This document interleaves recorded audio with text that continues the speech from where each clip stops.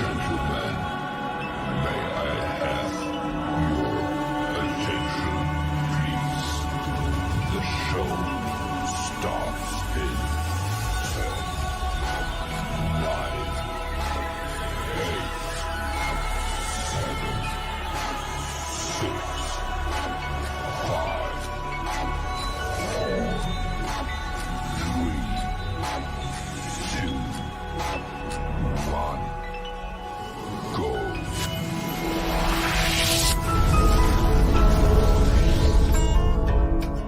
Live from Las Vegas at the GCA show. After 2 years of hiatus, we're back in Vegas. World's largest cardboard trade show booth.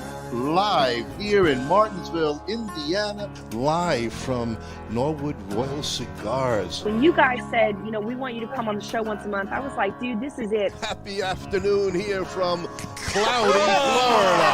Happy afternoon. Happy afternoon. Presented by Kristoff Cigars, along with Hiram Solomon Cigars, and coming to you live from the Corona Cigar Company studios.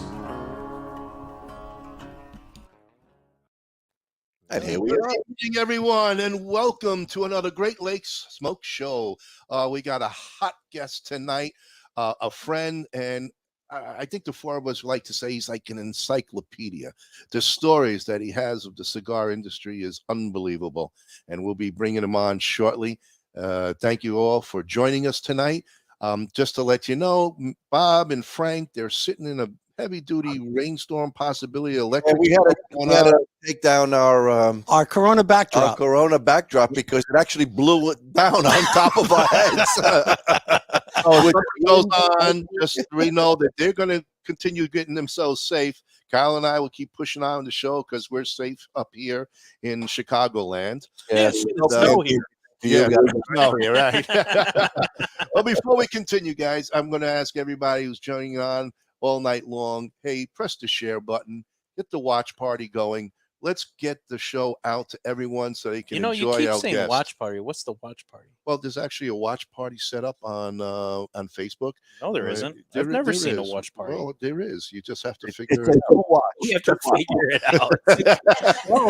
Some people know That was about some it, good and you lightning don't know there. that. There you go. Yeah, we spared no expense for the light show happening on behind Frank and Bob there. And thanks Reminds for me sharing. of a light show at the Fillmore. I mean, it was pretty intense before. This is true. We'd like to. This is a warning to all of you that might be epileptic out there. There might be periods of strobe lights and flashes of lights in your screen. So if Bob disappears, you'll know why.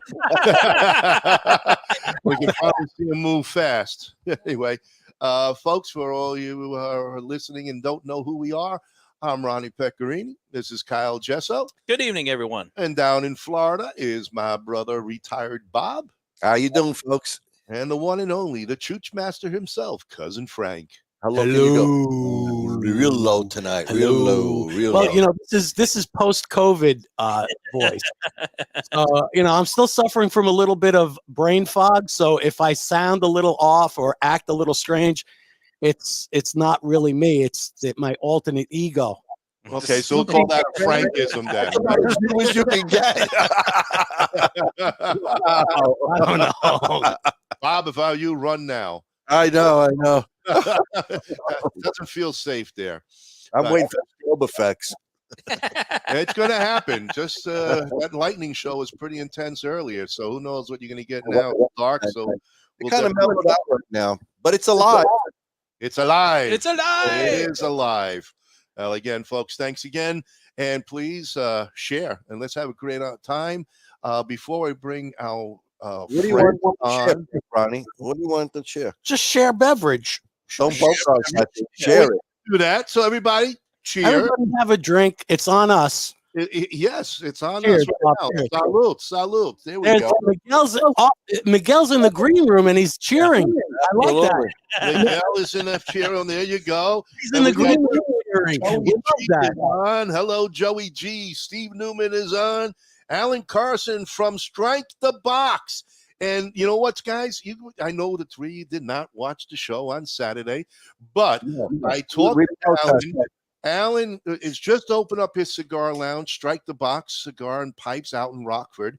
And he's telling me on the show that he is starting a pipe club out by him, and they were meeting on Tuesday nights. Nice. And I said, Alan, what about us? The thing to do is, because I sat in the couch on Tuesday nights when the guys are smoking, put the show on, and everybody could check us out. And I'll force them to watch. Hey, that's how we're going to get viewership. We're going to make you watch. No, we're going to strap you to the chair, open your eyes, and force you to watch. All right, that's how we do it. That's the same couch you were Friday. Clockwork Orange, indeed. Yes. But congratulations, and I wish you much success with the lounge. Yeah, absolutely. Yeah, thanks for having us out there, man. It was awesome. You got a wonderful, wonderful place. It's so relaxing. It's cozy. Bunch of great people. Nice shop, and can only wish you and your wife the best. And grow big time. Get that place next door. Keep building, brother, because you got a great location. And with that, Frank, I think our special guest in the green room is, anxious are we to get bringing on. him on before the sponsors? No, you see, you're talking too fast, buddy. Well, Slow down. You're a young guy. Well, you got keep no saying patience. the green room. You keep saying the green room. Where's the laughter? I hear mockery from the background. What the hell is that? Dude, listen, I say we give Miguel, we bring him on screen for like 30 seconds. We don't even let him say hello, and then we code in commercials. We just call it a show. Okay, it's been a great show. I hope you enjoyed it. Miguel, thank you very much for Miguel. being in the green room. Thanks for joining us. I see a lot of fingers going out at him. There you go. Now listen, everybody's got to listen, because tonight on Smoke the Chooch, which is actually Stump the Chooch, we're going to have a special giveaway by Miguel and Crowned Head. You got to stick around. Listen, if you go and we fall always asleep, give away great stuff. we here. do. That's why people come to our show. They do. The giveaway. They come for all the free stuff. It's fun. It really is. So we'll be right back right after these commercials. Miguel Schoedel, Crown Head, be back. Be back. Welcome to GTO Dominican Cigars, a boutique cigar company that artfully blends and creates some of the finest handmade puros from the Cibao Valley in the Dominican Republic. We are fourth-generation manufacturers and growers of tobacco with over 140 years of experience, offering a variety of styles, blends, and strengths. Mild, medium plus, and full-bodied. We would truly consider it an honor for you to experience our cigars. Those who know smoke GTO. RnA Treasures, out of Tampa Bay, Florida. The last of a legacy. The last of an inventory of Thomas Cristiano in a warehouse where everything is aged and well kept for all your pipe and smoking needs. Loyalty, passion, courage. These are the founding principles of K by Karen Berger Cigars. The Maduro, the Habano, and the newly rated 93 by Cigar Journal Connecticut. Do yourself a favor and check out this wonderful line of cigars that come from a completely linear company from seed to your hands. It all begins at the very first climate-controlled Rodriguez Olivan cigar factory located in the Dominican Republic. Our two major brands include Don Olivan, which are boutique cigars suited for that individual who takes great pride in something unique. BAMF is our armed forces cigars, designed for that badass mother effer. Not only are you smoking a great premium cigar, a percentage of the proceeds is donated to our heroic men and women in uniform. And We we're are back. back. And yes. Is that like the blue room next to him, Frank? I call it the green room, but I made it the blue room. Actually, it's the janitor's closet. But Spare no trying expense. to confuse him. And look who's with us, Miguel. Hey, gentlemen, the production qualities. Whoa.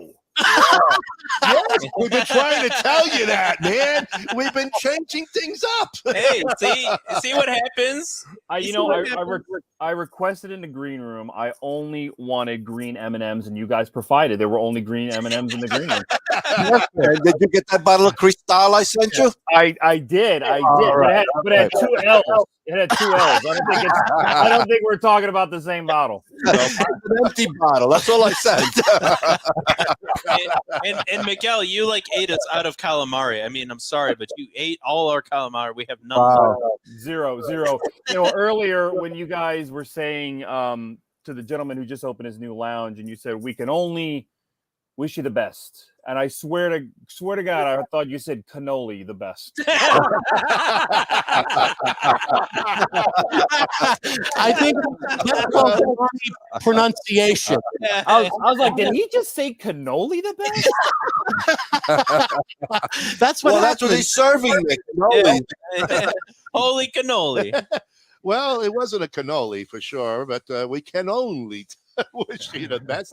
And, you know, I can see Alan right now with the rest of the pipe smokers saying, did he say that too? You know, no, it was great. No, I'm sorry. You know, it's the pronunciation. You can't take me out of New York City. Well, but what can I tell you?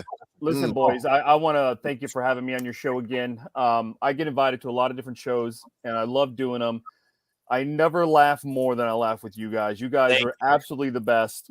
And I'm telling you, it's always a joy being on your guys' show.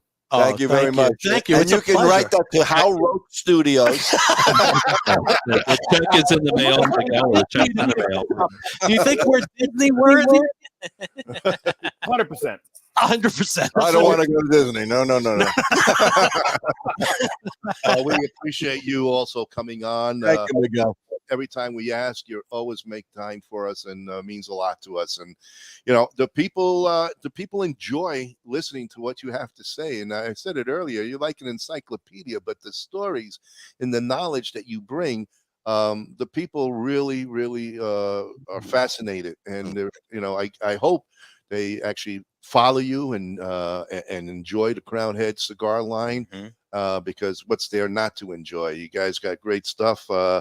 I'm smoking the They can see that, Brian. You got to get up there. But he's smoking it. He's smoking. We got the 4 kicks. Mil Diaz. And wow. Yes. We just lit it up. And So we have to Delicious. go through each cigar and I've the story behind each. Yeah. So we had 4 different cigars that we're smoking. Miguel is smoking the 4 Kicks Red Band, which is the original, right? Correct. Okay. Myself and Bob are smoking the 4 Kicks Blue, the Reserva. The Capa Especial. Especial. The Capa and Especial. it is special. It really is. Just on the initial light, man. Burst of flavor. Wow. This is very good. The draw is absolutely Perfect draw. But just like I said, the initial light, man, you just get this burst of flavor. Wow. You get a lot of nutty characteristics, almond, walnut, beautiful cigar. Yeah, look, you know, that Capa Especial, people will ask me, they say, well, what does Capa Especial mean? It means special wrapper, right? Capa is that's how you say the wrapper in Spanish, Capa. And when this 4 Kicks that I'm smoking right here, the original Red Label 4 Kicks, when this cigar was blended, John and Mike, the owners of Crown Heads, they spoke to a lot of different manufacturers, and all these manufacturers, a lot of them said to them, hey, listen, I got cigars in my warehouse. All you got to do is print bands. We can get you a cigar out next week. This is 11 years ago or 12 years ago. And Mike and John said, no, man, we want to create it, you know? And when they talked to Ernie, who's an old friend of theirs, Ernesto Perez Carrillo down in the Dominican, Ernie said, listen, I'll make your first cigar for you, but this is the thing. You have to make it. You have to build the cigar piece by piece, tobacco by tobacco. We're going to go out and we're going to source tobacco together to make the cigar you want. And that is the 4 Kicks. Wow. When this 4 Kicks was made, there were 3 final blends. Two of them had a Habano wrapper, which the 4 kicks that I'm smoking has a Ecuador Habano. One of them had a Sumatra wrapper. And Ernie said, look, Ernie has a lot of nicknames in this business. The Godfather Boutique Cigars, El Padrino. He has so many nicknames. One of them is the Sultan of Sumatra because he's known to work magic with the Sumatra wrapper. And so the blend that he preferred out of the 3 was the Sumatra wrapped one. So a few years ago, to honor Ernie, we released the 4 Kicks Capa Especial. That wrapper is special to Ernie. That is really the wrapper that he loves the most, that he cares about the most, that he loves working with the most.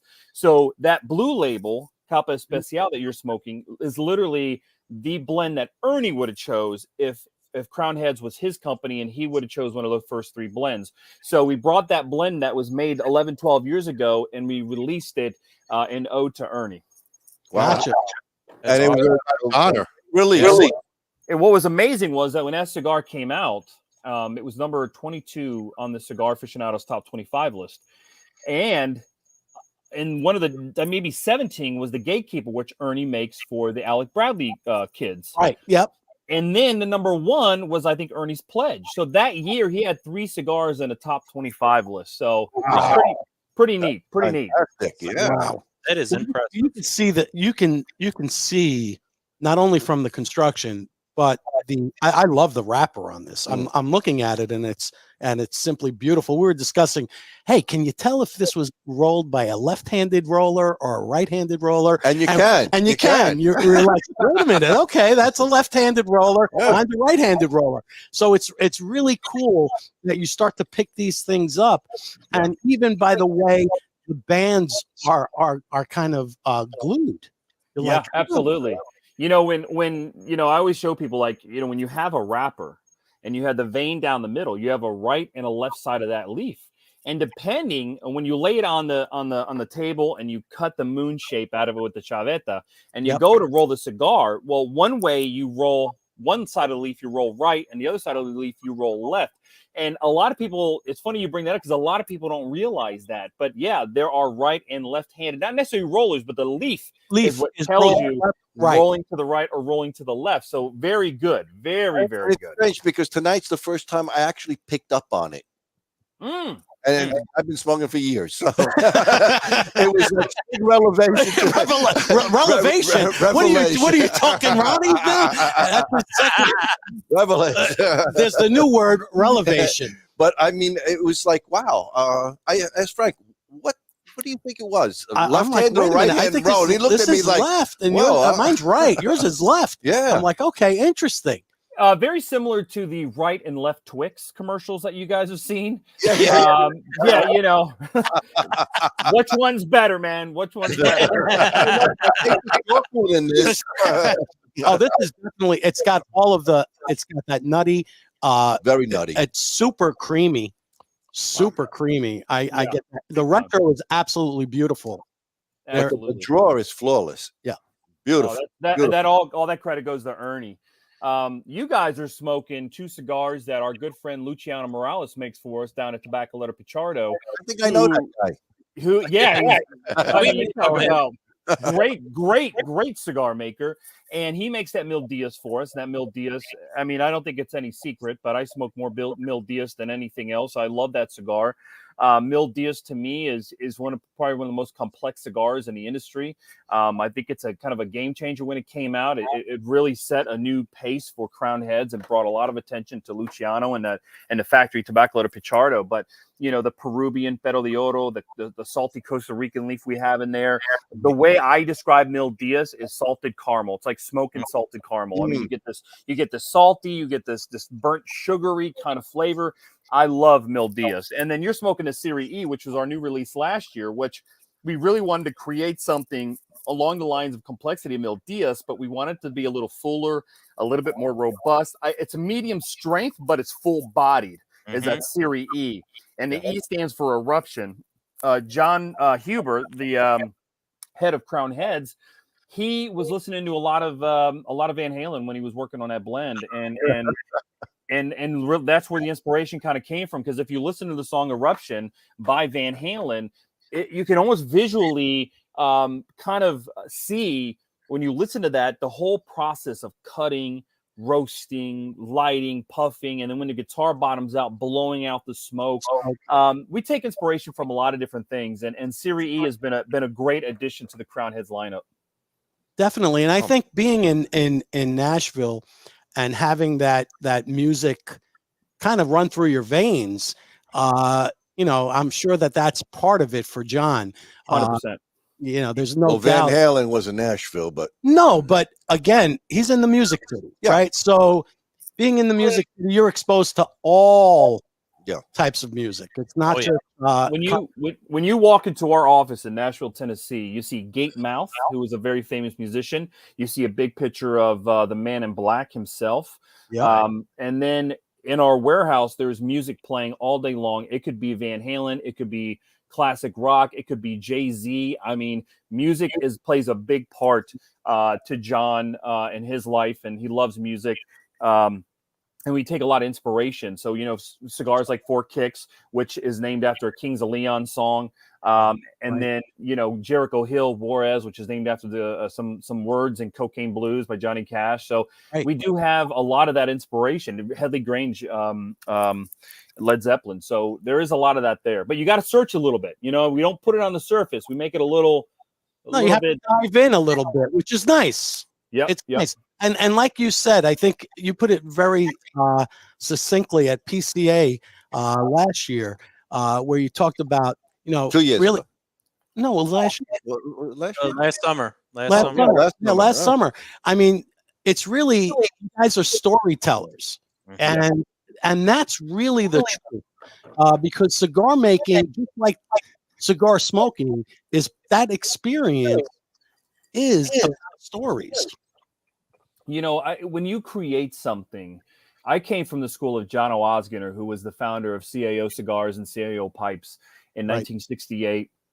God rest his soul, he's passed away. But John would always talk about, when you go to a nice restaurant, the way they plate your steak or something, and there's maybe two sauces on the plate, and the way they're laid out. And the truth is, it would taste just as fine if it was just thrown on a plate. I mean, but when you create something like a blend or you create anything, you really want it to be presented correctly.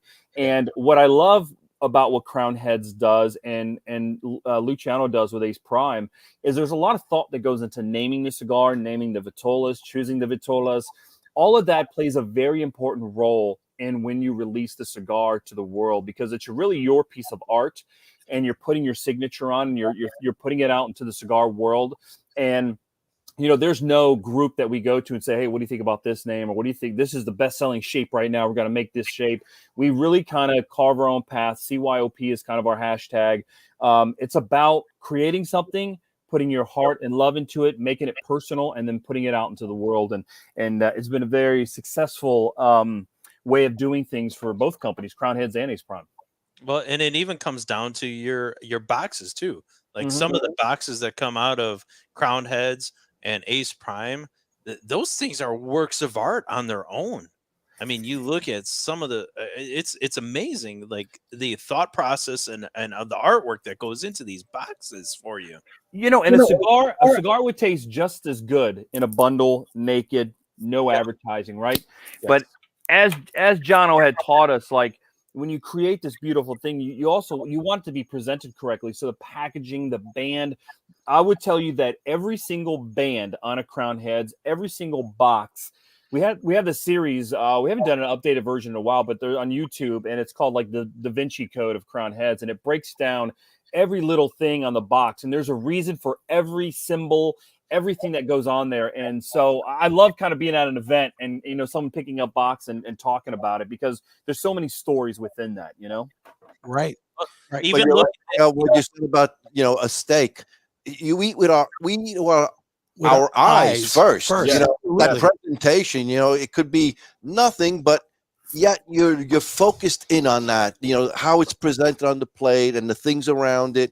And that all adds to the allure of $100 steak that you're having. And it reminds me of a bottle of wine. Very simply, a lot of times, a lot of people do not know what they might like a Cab, or they might like a Pinot Noir, or but they gravitate to a label. Yes. and how it's presented and what it brings back for them. And it's like, wow, that really resonates with me for whatever reason. Yep. I think it's part of the old, and we're going back years now, that Madison Avenue presentation. And, you know, these guys were masters of presenting something, and how they came up with certain concepts sold their product. Without a doubt. Without a doubt. Not saying that the product itself was inferior, but it just, people gravitate, like you said, to it, and they say, wow, that must be really good. It gets you there initially. Yeah. Does it keep you? That's always the question. Well, right? if it's good, it keeps you. If it's good, it'll keep you. It'll keep you coming back for more. And I think that that's the key to any successful cigar line, is not only the presentation, but ultimately the cigar smoker experience. Yes. Right. And you know, the industry has a very long history of that, because if you look at lithographs of cigars from the early 20s and 30s and 40s and 50s, they were very complex. I mean, in fact, I would tell you the printing they did back then for cigar labels and cigar bands, the inside of the boxes, were really incredible. I mean, the embossing, the creativity that they've had for so many years, and that is, I always tell people, you know, and sometimes people will say, wow, they don't need to go that fancy, or maybe that packaging's real. Look, there's a history in this industry of presenting cigars with this beautiful lithographs, beautiful colors, beautiful packaging. That all plays into the history of premium hand-rolled cigars. You know, there was a time where no cigars had a band on them. Right. And then someone, I think it was H. Upman, who put the first white band on a cigar and then said, hey, I should put my name on that band. You know what I mean? And because you couldn't tell the cigar apart because they were all naked. Right. And all of that plays into the history of cigars and the things that we take for granted nowadays, that it just looks good. It's pretty on the shelf, but that is also part of the history of our industry. Yeah. You know, it's funny, a few years ago, there was somebody at a show who had a book. It was kind of like a binder, and it was cigar labels, and it went back to the 20s. And I was curious. I browsed through this thing, and I was blown away at the artwork. I mean, it really was like buying art for your home. It was incredible. And I said, my God, they can't even replicate half of this today. 100%. So intense, so labor intensive. The designs and stuff. It was carvings. The carvings. Yeah. I mean, it was amazing. It really was. I mean, and it comes down to it becomes like a brand recognition to the point of, you know, like you're wearing your Ray-Ban sunglasses, everyone knows that logo. You know, you're wearing your Oakleys, everyone knows that logo. I mean, these bands become a well-known band, you know, association, you know, where it be Supreme or any of them. This is something that people look for, and you know, it becomes almost like a little status symbol in your hand as you're smoking around, and people are like, oh, he's smoking the Crowned Heads. It's a really great cigar, and people recognize that. And you may strike up a conversation with someone just based on the band of cigar that you're having in a lounge. Absolutely. I mean, you have to have a terrific cigar behind that design. Yeah, 100%. And that's otherwise the whole thing is no, and the cigars that I've smoked, you know, it's wild because there are so many new Miguel, wouldn't you say that probably right now we're seeing more cigar brands than ever before in our entire lifetime, maybe ever? Possibly. I don't know about that. I think back in the turn of the century, Frank, there was a lot of cigar companies overall, again, way before our time, but there were quite a bit. Miguel, you're the historian now over here. So so at the turn of the century,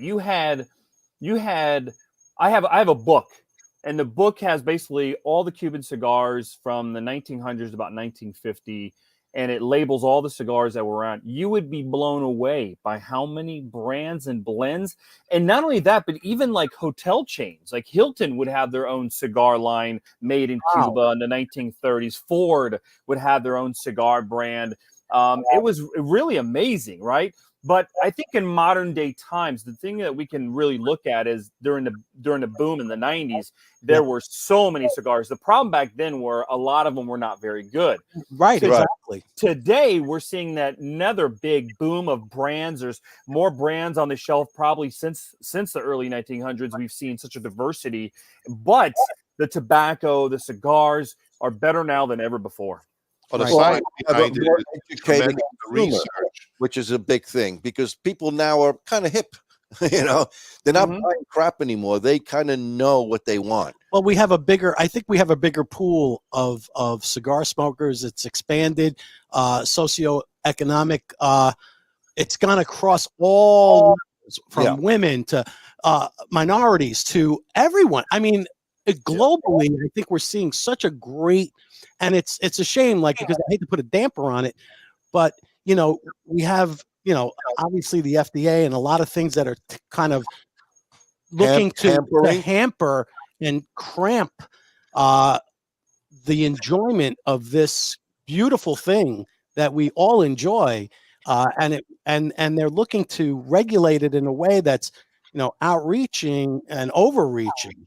Really? Yeah, you know, I get to travel not only throughout the United States, and you know, we're fighting FDA every day, and we're fighting the smoking bans, and probably the worst thing is the tax increases that are happening on tobacco. Right. We're fighting those every day. But look, if you go to Australia or you go to Canada, when you see their plain packaging. Yes. When you're in Canada, every single cigar has the same band. It's a ugly green, puke green band that goes on every single cigar, and it goes on every single box. So a lot of us have even stopped making boxes for those markets. We put them in bundles, and there's a big green label, and it'll just say Crown Heads, La Imperiosa, Magico, Nicaragua. And when you see that, they are literally taking away part of the art, part of the uniqueness, which makes a cigar, right? It doesn't change the flavor, but it does change the art part of cigars, because there are so many. Exactly. There's so many different senses that you use when you look at a cigar. And part of it is opening the box, looking at the art, looking at the creativity of the people that made it. There's heritage involved, you know, with some of these old brands that have been around forever.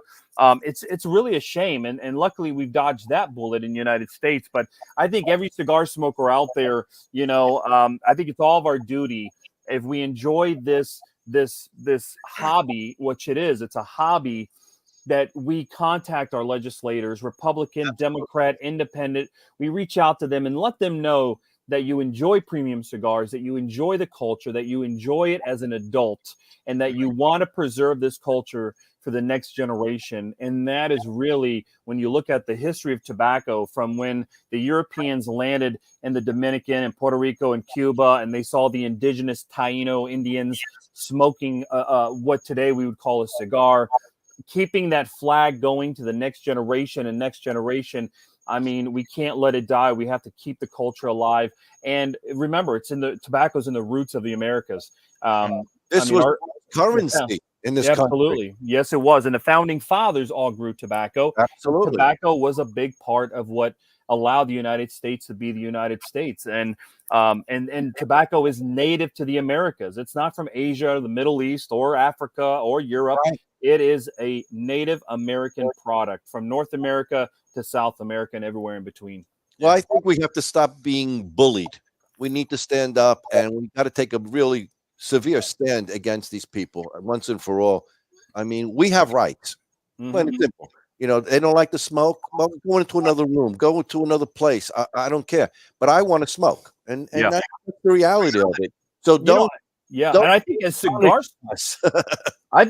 smokers, you know, none of us want to smoke a cigar in our local Applebee's. That's not what we want to do. But we should be able to smoke it in our backyard. We should be able to go to a cigar bar that's built for adults, that make adult decisions and enjoy the product. And I think that's what all of us want. In fact, I would tell you, I think cigar smokers are some of the friendliest, nicest, kindest people that you meet out there. We always have an extra cigar to hand somebody.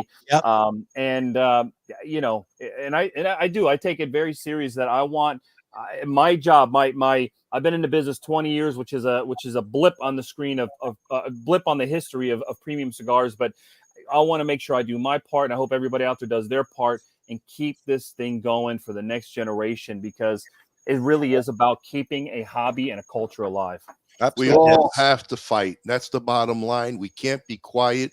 We can't expect our neighbor to take care of it. We, as individuals, all have to put the fight in. Like you said earlier, we got to get hold of our politicians, no matter what party it is. You have to let them know that we're adults. We are able to make our own decisions. This brings everybody together. If you're a lawyer, a doctor, a ditch digger, whatever you do, you're sitting in a lounge, and the conversations and the friendships that become of a simple thing of tobacco between a cigar or a pipe. I mean, look at all the business deals that are done on a golf course, no less. And it's always got a cigar involved somehow, some way. I don't understand why the FDA lunatics have to come after us about this with everything else in the world that is so important out there. Well, they had to come after us because of vape. Okay. Vape started this whole thing. So then the vape started this vape problem. Vape people, that's a whole nother world. Yeah, but unfortunately, they roped us into it. So Well, outlaw that nonsense and let us go on with our lives. 100%. You know, I tell guys, look, just contact your local, your state, your federal representative. All you have to do is literally write them a little email and just say, hey, listen, my name is such and such. You represent me in Congress or whatever it may be. And I want you to protect my right to enjoy a good spirit and enjoy premium cigars. It's an adults making adult decisions. It's as simple as that. Letting them know that, hey, I vote and I smoke cigars. Yeah, let them know that, or remind them, I should say, that they work for us. And tell them, say, you want to learn something about cigars, tune in to the Great Lakes Cigar Show, and you can learn all about this thing. Yeah, of course. We're going to have you back on, and you keep teaching them.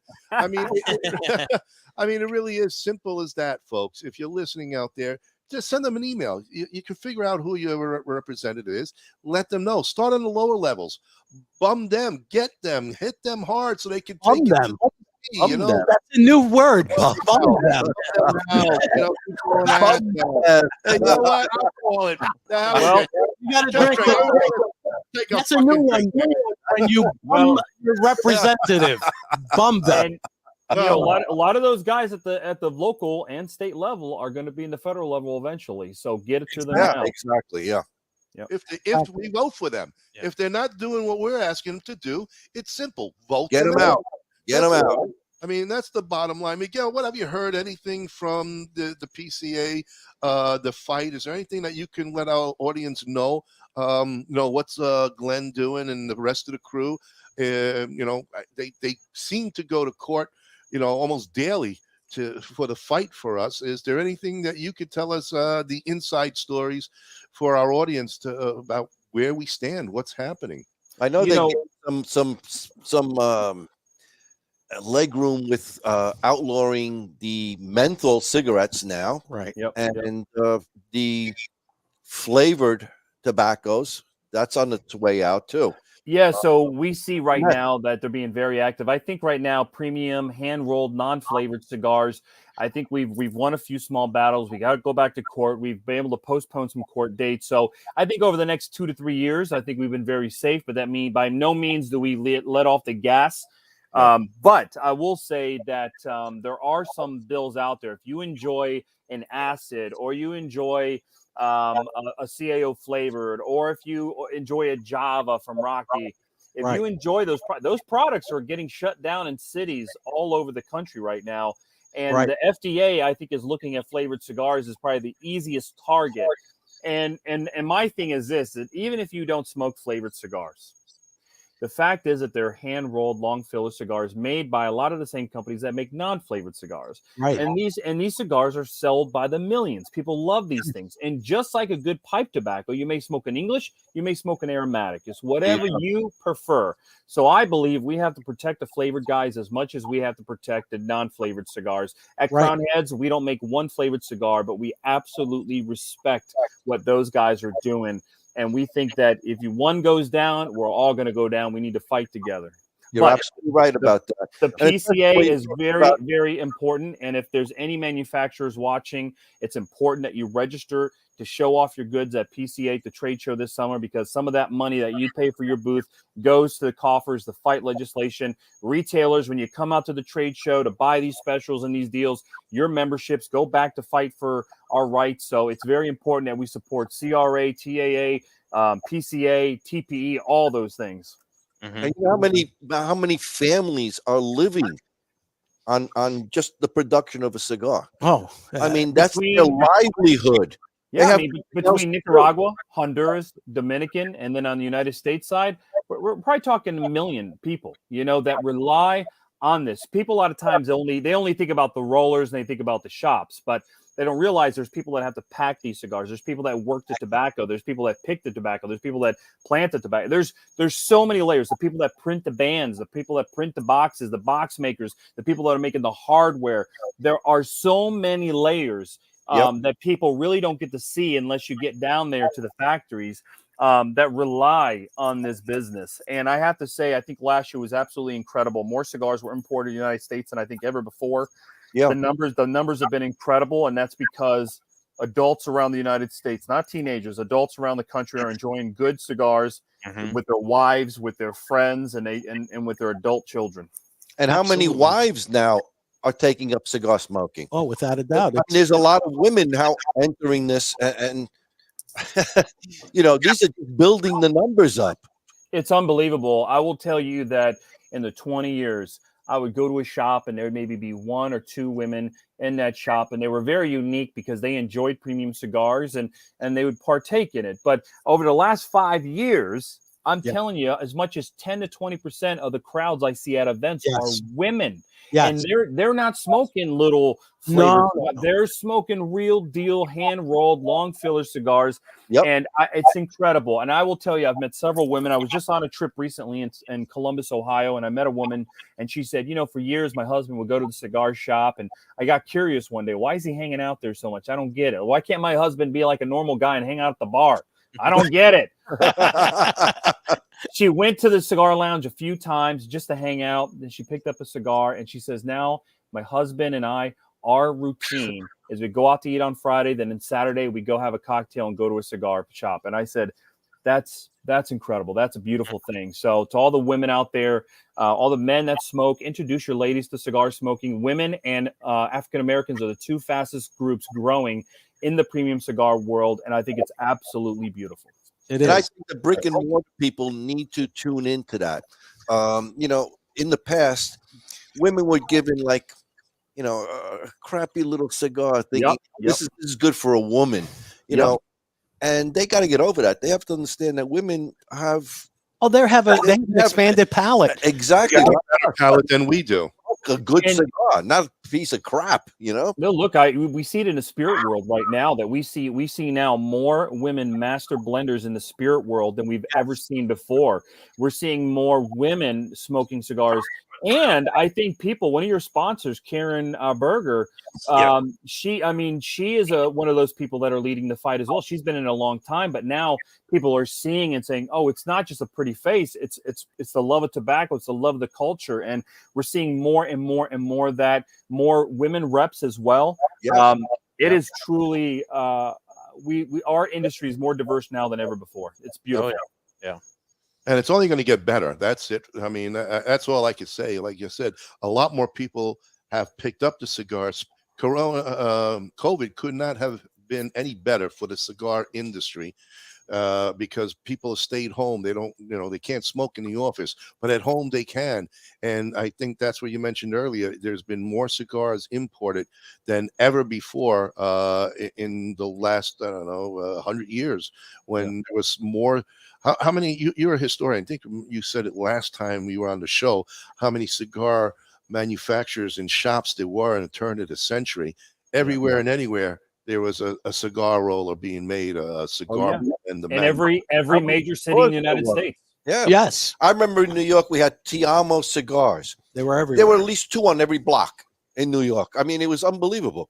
Now, of course, they don't exist, but back in the day in New York, New Jersey, that area at one time, was a Tejamu stronghold. But Yes. what a lot of people don't realize was before the revolution, before the embargo came in 61, 62, New York, I mean, you basically had two choices. You had Cuban cigars and then you had Tejamu. That was basically it in New York. And they ruled the market. So when Cubans kind of were outlawed, an embargo happened, then the 60s and 70s, that's why you saw Tejamu just take over that city. And to this day, you can still drive in certain areas in New York and still see the old signs that Tejamu would pay for the store sign. You know what I mean? It's really incredible. What do you know, Miguel, of the African leaves that are coming out now, the Cameroons and everything? Because that seems to be a hotbed. Because we have one of our sponsors, Ishmael, who put out a Cameroon all African smoke that was really knocks the pants out of the four of us when we tried it. It was unbelievable, delicious. The first time we had a chance to taste it, to say, we had no idea what to compare it to. How it was so unique. The uniqueness was because it was a completely pure African. Every part of that cigar was grown in Africa. Now, Africa happens to have probably the most fertile soil in the world. And it has that diversity of climate and mountains. You've got the ocean. That little bit of rhino shit really the rhino shit helped. I thought it was the elephant, but that's well, amazing. Do you guys have anything in the works with any of the African leaves in any way? What's amazing about Africa is that Cameroon is really what gets all the attention, right? So the Cameroon leaf was first a Sumatra seed that was planted in Cameroon and another country called Central African Republic. Those two countries kind of are right next to each other, and the fields kind of cross over into both countries, but it's known as Cameroon. And Cameroon is known for being one of the thinnest leaves that grows. I mean, the leaf is so thin that if you have a Cameroon wrapped cigar and you go out in the freezing cold weather, let's say you're in Chicago or Wisconsin, and you'll go out, that wrapper will split on you because it is so delicate. Now, for many, many, many, many years, the French controlled Cameroon.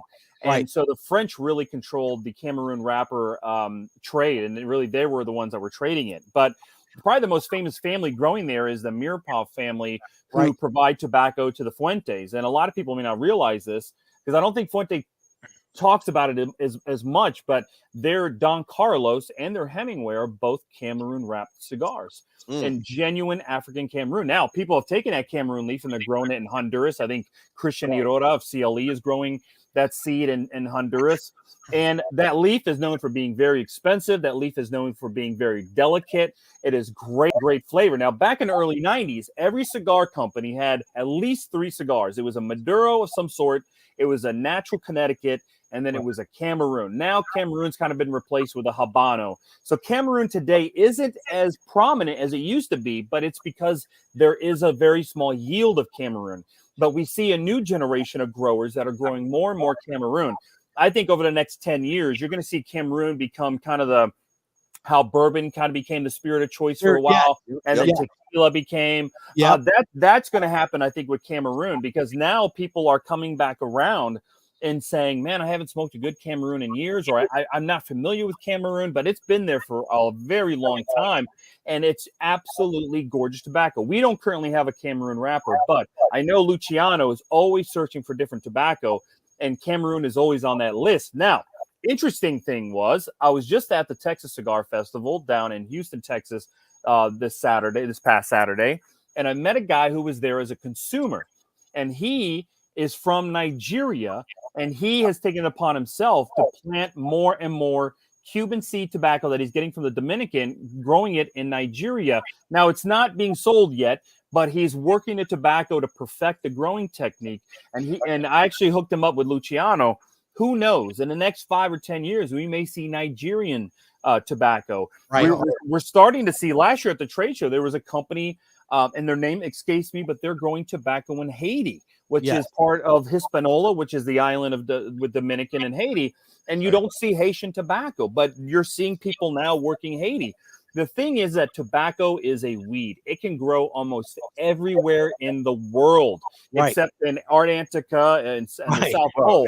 Outside of that, you can grow tobacco in your backyard if you live in Iowa, if you live in Pennsylvania. Tobacco can grow just about anywhere. The issue is getting it consistent and getting it to grow, right, and get the flavor right, the right nutrients, the right growing season. But Africa is going to be seeing a resurgence back into the industry, because now with more and more Cameroon, it's going to bring the price down a little bit more reasonable. And when you have people like experimenting with 100% Cameroon cigar, which I've never seen before, that is such a unique cigar. You probably can't even, like you said, you can't compare it to anything else because it's never been done. It was very difficult to, usually you can kind of pick out some flavor profile, some notes, but it was very difficult to say, oh, I can pick this out or that out. It wasn't even difficult. It was impossible. It was impossible. We really had a hard time. It's not that we didn't enjoy the cigar. We loved it, but we couldn't distinguish it because we hadn't, our palates have never come across it before. It was so different. It really was. I look at it as it's almost like a food that you've never had before. Sometimes it's hard because your palate, you're so used to Nicaraguan, Dominican, right, and Honduran tobacco that when you get something different, you're going, because it's only been a component. Yes. And now you had a cigar that's 100%. That's so unique and so different. To me, that excites me as a consumer. I may work in the industry, but I'm also a consumer. Right. And that stuff excites me because no matter how many cigars are put out, no matter how many blends are made, there are always new things that can be found, that can be created when you add in new tobacco strains, hybrids, or new growing regions. It's really an incredible addition to the industry, and I look forward to it. Yeah, no, and it's funny that what you said about it is a weed and can probably grow anywhere. Ishmael had said the same thing to us. He said, I'm getting tobaccos from all over the world, and people aren't even aware that there's certain places he's coming out with something that's from Transylvania. Italy. The Transylvania one has a bite. It has a bite. Vampire. Bada bing, bada boom. Hey, virgin. I think he plans on releasing it for Halloween, it makes sense. It's true. I mean, there's so many countries that can produce tobacco that years ago no one even knew about it. I was in a factory in Nicaragua, a very large tobacco broker. And that tobacco broker, obviously, we were seeing broadleaf and all this, and Nicaraguan jalapa and all this stuff. And then he was like, "Let me show you some unique stuff." I mean, I saw tobacco from Russia. I saw tobacco from Germany, Italy. I mean, it really is. There's tobacco from all over the world, and you can get really creative with it. And I do think there's a sense of the traditional guys are kind of scared to go there. But a lot of these young cigar smokers, these young cigar makers, are saying, "Hey, man, let's be unique. Let's try different things." And I think that is just, as a cigar smoker, that should excite you because of all the possibilities that are available in the future. I think it's incredible. Thinking outside the box. I mean, that's going to be the thing. Well, there was a time, where people couldn't imagine you growing tobacco outside of Cuba. You know what I mean? It was, oh, no, you can't have a good cigar outside of Cuba, or you can't have a great wine outside of France and Italy. And then California came, and then the revolution came, and the Dominican came to power, and the Nicaragua. The world, the tobacco, there are so many undiscovered things still within premium cigars. Well, Nicaragua now has become Cuba. Oh, unreal. Look, in the 90s, if you were smoking in the 90s, 9 out of 10 cigars in a cigar shop were Dominican. 9 out of 10. Absolutely. And now, when you look at the import numbers, I mean, if you would have told me in 99 or 2000 that Nicaragua would be the #1 importer of premium cigars in this country, I've said, you're crazy. No one's going to overtake the Dominican. And Nicaragua is by far the #1 importer. Absolutely. Right. And that, to me, just things change, and they seem to always change for the better in this industry. And let's hope they continue to change. Do you think that obviously political unrest in certain countries can create turmoil, especially in an industry that is kind of governed by the governments of those countries. Like Honduras is like going through a little Honduras bit of a and, you know, problem right now. Even in Nicaragua as well. Nicaragua also. Yep. You have problems that could hamper the availability because, again, you know, political regimes, when they change and take over, I mean, people are greedy. I hate to say it. Oh, that's a Humans fact. are greedy. The truth. And Truth. and you know, we as consumers, all we want is our tobacco. It's like we don't want to. We don't care about what's going on in the political sphere. Just allow us to have the opportunity to have that great tobacco. Well, we're having a political issue right now in this country. So yeah, I got to tell you, I mean, just use Fuente for an example, right? Fuente, they were in Tampa. Their offices were in Tampa, and they wind up going to Nicaragua to start a factory. This is many years ago. And during the revolution, they were chased out of Nicaragua, and they landed really in the Dominican. Right. And we all know the story of Fuente and the Dominican. They are the premier independent family-owned cigar maker, and so many of the families in Cuba that were forced out because of the Cuban Revolution ended up in Nicaragua and Honduras. They brought their knowledge with them, and I mean, if it wasn't for the revolution, we would not have the cigar industry that we have today. Not saying it's good or a bad thing, but it's taking something bad and turning into a positive, right? Right. And because of all these families who fled with nothing, said, this is what I do. This is what I love. This is what my family did back in Cuba. I'm going to reestablish it in another country. Those are the people that kept that flag going, as we talked earlier. They kept the tradition going through revolutions, during government overthrows, and we have the industry that we have today. And yeah, Nicaragua, Honduras, you never know what you're going to have. You know, Dominican get a little wild. You know, so I think there's always possibility for new places, new blood, and new ideas in this industry. And although the cigar, if you pick up a cigar in 1899 and you pick up a cigar today, they are nearly identical. The way they're rolled, the way the tobacco is processed. But the tobaccos are different. They're unique. And that is what, to me, is absolutely amazing. I agree. Well, Getting back, Cubans are kind of living on a legend. You know, they always were the place, you know, that you went for cigars. They were the premier cigar maker. But, you know, let's face it, Nicaragua now is probably better than it was in Cuba. Best cigars in the world are coming from Nicaragua. Absolutely. There's no question about it. I mean, Cuba's passe. They can't even, they don't even have fertilizer anymore. And how many times can you put the same seed in the same plot of land? It's not possible. 100%. Yeah, So I agree with back you. to your Crown Heads cigars. What can you tell me? Like, so we got the two chooches in Florida. They're smoking the four kicks. What is the special sauce in the four kicks? Like, what can you tell us about the wrapper, the fillers, the binders of that cigar? So the wrapper is grown in Ecuador. Okay. And it is a Sumatra seed that we're using on that Four Kicks Capa Especial. And what Sumatra is known for is having a little bit of spice to it. Mm-hmm. But it just has this beautiful color, this beautiful light Colorado color. And it looks very appealing to the eye. And it just looks very beautiful. And so Sumatra is a very popular wrapper that's being used in many different cigar blends today. And the Sumatra seed is very different than the Habano seed. They have a very different taste profile, but they're being grown side by side in Ecuador.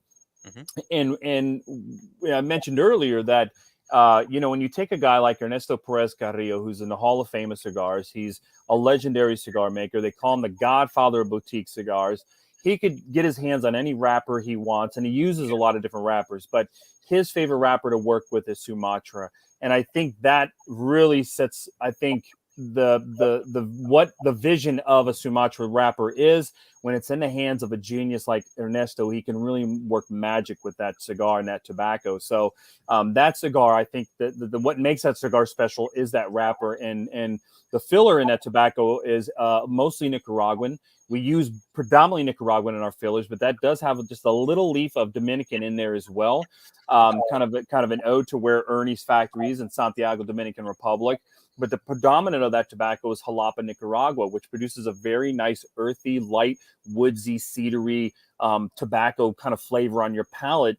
And when you mix that with a little bit of the spice of the wrapper, you get this harmonious, medium-bodied, medium strength, just beautiful, just very silky tobacco smoke, opposed to that Series E that you're smoking has a very chewy, very heavy, very dense smoke. And those are really the different tobaccos that were being used in those cigars. And I tell people, you need a cigar for all different types of times, right? Your morning, your evening, your night after a good meal, or whatever you're doing. And I think that Four Kicks is one of those cigars that you can smoke almost at any time of the day. It could be your first cigar with a latte in the morning. It could be your nightcap with your bourbon or your rum, in my case. And that's, I think that blend just kind of goes across the whole day. Where Series E tends to be more smoked in the evening or late night. And then the Mil Diaz, I think, is another one of those cigars you can smoke all day. And I think that's what makes that cigar special. We make it in a Corona Gorda, 5 5/8 by 46, which is our signature size. We make it in a Robusto, and we make it in a Sublime, which is the size I think you guys are partaking in right now down in Florida. Yeah, it's beautiful. No question. Hold your thoughts, guys. Hold your thoughts, honestly, because our good friend Bruce Stark is our sponsor watch timer. And he said it's definitely time for our next batch of sponsors. So, Bruce, I've seen you. I heard you. Bruce, by the way. We're going to go to a couple of sponsors after this. But in the meantime, I want Miguel to think about and then actually start talking about the Series A or E and the Mil Diaz as their wrappers and their binders and fillers once we come back from the sponsors. To kind of wrap up, like what we've been going through in the Crown Heads and kind of what we've been going through as our smoking journey here tonight. So let's go to hang out, Miguel. We want to let Bruce know, by the way, Bruce, we didn't forget about you. Frank was ill. I was ill. Your cigars are coming. That's right. We did not forget. As with Ronnie, he doesn't get to the post office. We had an excuse, COVID and a cold. So that was the reason. So we'll be back right after this, folks.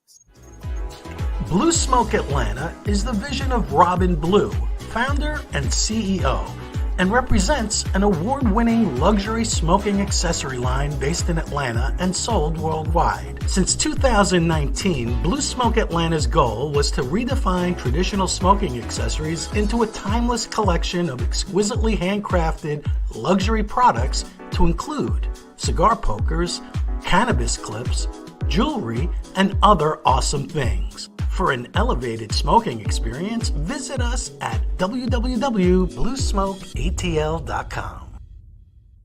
Before you light your next cigar, be sure to check out Cigar Medics, the makers of the patent-approved humidimeter. The humidimeter is a tool designed to display the relative humidity inside your cigar. With this device, there's no more guessing. Simply insert the probes into the foot or cap of your cigar, and you can instantly know if your cigar is ready to be smoked. Buy now on cigarmedics.com and see site for other cigar accessories. With the humidimeter, you'll know when to hold them and know when to smoke them. Experience the magic of Rockefeller Cigars today. With 11 years steeped in tradition, passion, and mystery of the leaf, Rockefeller has a cigar just for you. Be like the greatest magicians and make Rockefeller Cigars appear in your lineup with any of our 4 lines. The Nicaraguan, the Dominican Blue, the Vintage Gold, and our new LE, the Art of Magic. DAV Cigars out of New York. Decades of experience combined with true love and deep understanding of cigars result in the highest of standard of each DAV hand-rolled cigar.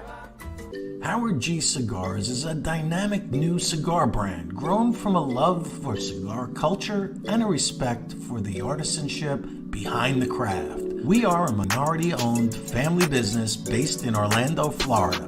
Our current collection delivers 3 exclusive lines: Black Moses, Magic Stick, All Pro Series, featuring Leon Searcy's signature cigar and Ike Taylor's one-of-a-kind. You got the one-of-a-kind. rankings. They got me at 89. I'm cool with that. We are focused on evolving as a dynamic brand and bringing you new flavor-filled blends that you'll enjoy and want to share. Visit our website at www.howardgcigars.com. You can find a full list of our retail partners there too. Thank you for making us part of your humidor. Miguel, we were just talking, Frank and I. It's funny. I know you're from Cincinnati, but this cigar reminds us of holiday time in Manhattan. And by that, I mean there's people who roast chestnuts in carts, and you can smell them from a block away. Right. This is the taste, the smell that I'm getting. Roasted chestnuts. Totally. We're just like, oh my God, it's so nutty. It's like Christmas time in New York. Yeah, look, I would agree with you 100% because I think when you have that Sumatra and that blend that he put together for us, to me, that's what you get. You get roasted nuts, you get roasted almond, walnut, and you get all this beautiful, just kind of roasted. And that's a beautiful, and to point something out, when you find a cigar, anybody out there, when you find a cigar that brings back a memory like that, yeah, that's special. It could be any cigar, it could be any brand, not just a Crown Head. Absolutely, it brings back memories, and to me, man, that is the smoke of the cigars with the memories mixed in. I mean, that's part of just the romance of cigars. It's smoky, but doesn't have that campfire type of smoke. Not at all. No, it's delicious. I really like it. This is going to be a stay in the humidor. Yeah, this is a stay. This goes right into the humidor. This is going to be top shelf humidor. Go and grab it when you know that that's what you want to feel. And the price point. Price point is a great excellent. price point. You can't beat the price point. I mean, it's really excellent. Yeah. Thank you, I'm guys. going to buy a few more tomorrow. I know. Thank you, guys. Go ahead. What do you want to say? Go ahead, Kyle. We're talking about bringing it back to Crown Heads. So we're right before our commercial break. We're getting into what was in the cigars. So we just talked about the 4 kicks. Now let's get into the Series E or Series A, as I always pronounce it, but I don't know, whatever. Well, that is. When you said Series A, so Abe Seche de A. And so yeah, so the Series E, what's unique about, I think, the Series E is, look, you have an Ecuador Oscuro wrapper. You have a Nicaraguan binder, but what I really want to highlight is the filler on that cigar. So traditionally in Nicaragua, you have 3 main growing regions. You have Jalapa, Esteli, and Condega. Esteli is not only where all the factories are, but it also is known as produce the strongest of the Nicaraguan tobaccos. Right. And Jalapa and Esteli and Condega have 3 very different soil types and different kind of weather patterns that affect the tobacco that's grown there. What's unique about the Series E is that we do have Jalapa in that cigar, which is one of the 3 main growing regions. But there are 2 sub-regions that make up the rest of the filler. And one of those tobaccos is from Pueblo Nuevo. Pueblo Nuevo is a micro region inside of Nicaragua. Believe it's right next to Jalapa. And not a lot of people are growing there. I know Nick Perdomo is growing there. Luciano is growing there. And back in the day, my first time I've ever experienced Pueblo Nuevo tobacco there was a cigar many years ago by Tarano. It was a white label cigar, and it was called. It's kind of left my mind here, but it was a white label cigar, Virtuoso. It was called Virtuoso, and it had Pueblo Nuevo tobacco in there. So that's a region that not a lot of people are familiar with. Yeah. The other region that's a sub-region is Ometepe. Ometepe is a volcanic island in Lake Nicaragua. And on this volcanic mountain, they're growing tobacco. Nestor Plasencia was one of the first people that were growing there, who is one of the largest growers of Cuban seed tobacco in Nicaragua and Honduras.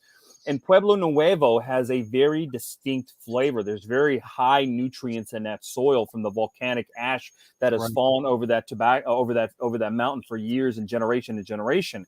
And so what makes up that Series E is Jalapa and these two micro regions, Ometepe and Pueblo Nuevo. So if you're kind of a tobacco geek like I am, you want to try tobaccos, like you were mentioning earlier with that Cameroon. You want to try things that maybe you're not familiar with. So if you haven't smoked Ometepe or you haven't smoked Pueblo Nuevo, Serie E is a great introduction to those tobaccos. They're in the Philly. They're featured prominently in that cigar. It's made at Tabacalera Pichardo by Luciano and Radio Pichardo. They do a great job. And the idea with that blend is to medium strength, but full bodied. Yes. And so a lot of people get strength and body confused. The cigar can be medium strength and full bodied. It has a very heavy, chewy, thick smoke, has a very aromatic kind of smoke to it. You can really smell those stronger, where you get more deep mahogany, you get deep, hard, more almost like dark coffee notes. And so it's very different than the Four Kicks Capa Especial. It features a little bit more darker, what I would call more edgier tobacco, and that's what I think makes that cigar very, very special. It's almost like a kind of like I get like more of like a dark chocolate to it, you know, like it's more predominant there. It really tickles the taste buds on it, and I really enjoy the Series E or Series A, as I call it, whatever, however you want to pronounce it, but it all comes down to the same thing. I would agree with you on the dark chocolate. It has almost, if you can get your hands on like artisan dark chocolate from either Ecuador or Mexico, and you get this deep, rich cocoa flavors. A lot of people are familiar with dark chocolate, but they're familiar with the mass market kind of dark chocolate stuff. But if you can get your hands on some artisanal dark chocolate before sugar and before milk is added, and you can get these incredible notes, and in these chocolates you can really pick up a lot of the soil notes that are in these chocolates. And the first time I experienced that, I was in Ecuador. We were down there visiting some tobacco fields, picking out some wrapper crop, and not far from where the fields were, there was a chocolate manufacturer, and that's what he produced. He produced artisan, and it was the first time in my life that I really got to taste what I call real chocolate. And I said, oh my God, I said, these notes are what you find in cigars. I mean, they're growing right next to each other. They share so many of the same components, and you can pick that up in a cigar, and that cigar has it in spades. Yeah, definitely. Hey, Miguel, we got a lot of people who are like really interested in meeting up with you and talking to you, like our friend Brian. Is there any events, or do you have your road trip kind of mapped out? So maybe they can, if you mention some of the places you're going to be, so some of our listeners can actually come out to some of those events. I know you and Luciano have a big one coming up, I believe, in Kentucky that I saw. But can you let our audience know where you might be so they can maybe try to meet up with you? Yeah, so I obviously my Instagram is more pictures of cigars and things like that. But on my Facebook, Miguel M. Schoedel, there's no other Miguel M. Schoedels in this country with a Spanish name and a German last name. So I'm the only Mexican German you will find with that name. But who's from Cincinnati? From Cincinnati. Well, everybody in Cincinnati has a little German in them. It's a great German city. But if you follow my Facebook, that's where I post all my events. If you want to just go to a Crown Heads event, you can go to the Crown Heads website, crownheads.com. We have a thing on there. It doesn't say events. It says road shows. We call our events road shows. And if you click on there, all of the events are listed on that page of all of our cigar reps all around the country. We're having events all the time. I know this weekend I will be in Buffalo. I have two events this weekend. One is with Nice Ash in Depew, which is a suburb of Buffalo. I'm going to be there on Friday. And then on Saturday, I'm going to be in Sanborn, which is just north of Buffalo, at a big multi-vendor at a place called Smokin' Joe's. I'll be at that. In June, I have a lot of events as well, but there are two big events with Luciano we're doing actually in Texas. San Antonio, Cigars International San Antonio, and Cigars International The Colony, which is, I think, out near Dallas, if I'm not mistaken. And so we're going to be out there, but they're literally Crown Heads. There's probably 1 to 3 events every week, 52 weeks a year. Keep your eye on that roadshow page on the Crown Heads website, or you can always check me out on Facebook. We've always got. I'm always posting the events that I'll be at. You come on out. Tell me that you saw me on here, and I'll make sure you get treated special. Hey, there you go. There you go. Also, I think we still got about 6 feet of snow there, right? Absolutely. I'm telling you, the Buffalo, to be in Buffalo, you got to be a special breed. You got to be. It is cold in Buffalo, baby. Well, Bob and I one day a year. Bob and I, when we grew up in New York, we called Buffalo the armpit of the world because it was just The armpit. Listen to Ronnie trashing the entire city. Wow. The armpit of the world. Ron, do you That's understand? how New York City, it's New York State. We're different. City and the state are totally different things, Frank. I mean, that's Armpit in the nicest way possible. absolutely. Listen, I'm from New Jersey originally, and we never called Buffalo the armpit of the world. All we did was we said Buffalo was cold, and I used to have to visit family in Toronto, so I'd have to drive and be real close to Toronto. But you detoured around it, though. Yeah, you ran quickly through Buffalo. Okay. And listen, when you're a football fan, I know Miguel doesn't like football. He likes baseball. I won't get into how well the Reds are doing, but Thank you. Oh wow, Frank! Yeah, you're talking to me about the armpit. You just destroyed our guest tonight. Oh my God, Cincinnati with the worst record in baseball. Oh, did I say that? I'm sorry. Sorry, Miguel. We had to throw that in there. Everything is tasting real salty now. There you go. Hey, listen, I remember the Big Red Machine. Oh, the best. Yes. No, I remember the Big Red Machine. I just had a conversation. I was in Delaware, Ohio, which is a suburb of Columbus. And I was in a shop called Woodland Cigar. It's in Delaware. The owner, is just salt of the earth, one of the best guys you ever meet. He had a customer in his lounge, and he had a Reds jacket on. And we got into conversation, obviously, because my love of baseball, my love of Cincinnati Reds. But we got into discussion about how much do you think they would have to pay those guys on the Big Red Machine in today's dollars if they were a team today? Oh my God! You would probably be paying somewhere between $400 to $500 million for that team. Yes, probably. easily. What would you pay Tony Perez? What would you pay Johnny Bench? What would Johnny Bench be making per season? How about Concepcion? What would Concepcion, Pete Rose, these guys? What would they make in today's dollars? $1 million each. Easy. You could not put that team together today. And Sparky Anderson, how much would you pay a manager like Sparky to run your team? It would be non-existent. I tell everyone, look, the Yankees spend $200 million a year. Yeah, 235 this year. That would pay for maybe half the Big Red Machine in today's dollars. Probably in today's dollars for sure. I can say the Mets actually had a little piece of the Big Red Machine, although Foster was kind of late. Yeah, Foster was the silent killer of that team. Yeah, he came after. And Foster was part of the grade 8, but I run into him in Cincinnati whenever I'm there. He's around town quite a bit, and I'm telling you, he still looks like he could play.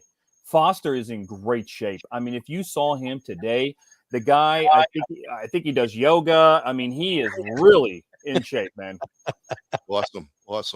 So, Miguel, before we jumped on the show today, you mentioned that you got a couple of new blends coming up. I would imagine they're coming up for the PCA in Las Vegas in July. Is that something that you can talk about? I could talk about a little bit of something we got coming out in July. We love the PCA. The PCA does a lot for fighting for our industry. Crown Heads, Mike Conder, John Huber's partner that owns Crown Heads. John has always been a board member of PCA.